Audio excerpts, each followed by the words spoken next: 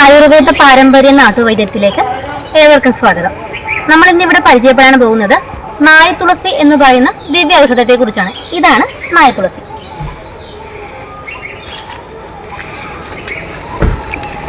നായത്തുളസിയുടെ പ്രത്യേകതയെ കുറിച്ച് പറയുകയാണെന്നുണ്ടെങ്കിൽ, നായത്തുളസി മൂത്രസംബന്ധമായ എല്ലാ അസുഖങ്ങൾക്കും ഒരു സിദ്ധൌഷധമാണ്.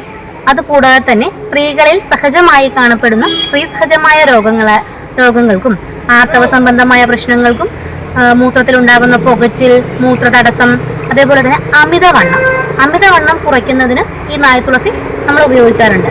ഇനി ഈ നായത്തുളസി ഉപയോഗിക്കേണ്ട ക്രമം എങ്ങനെയാണെന്നുണ്ടെങ്കിൽ, ഈ നായത്തുളസി നായത്തുളസിയുടെ 3 പൂക്കൾ എടുക്കുക. അതിൻ്റെ ഒപ്പം തന്നെ ഈ നായത്തുളസി എത്രയാണോ എടുക്കുന്നത് അത്രയും അളവിൽ തന്നെ നമ്മൾ ചുക്കും കൂടി എടുക്കുക.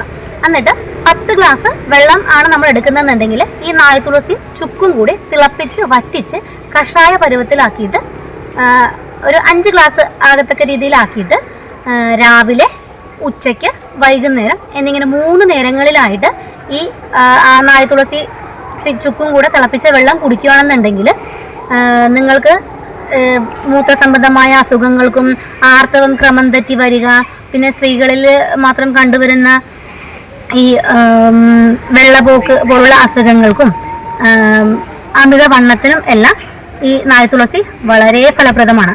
അപ്പോൾ നിങ്ങളെല്ലാവരും തന്നെ ഈ നായത്തുളസിയുടെ ദിവ്യ ഗുണങ്ങൾ പരീക്ഷിച്ചറിയുമെന്ന് പ്രതീക്ഷിക്കുന്നു. ഇനി പുതിയൊരു അറിവുമായി വരുന്നതായിരിക്കും. നന്ദി.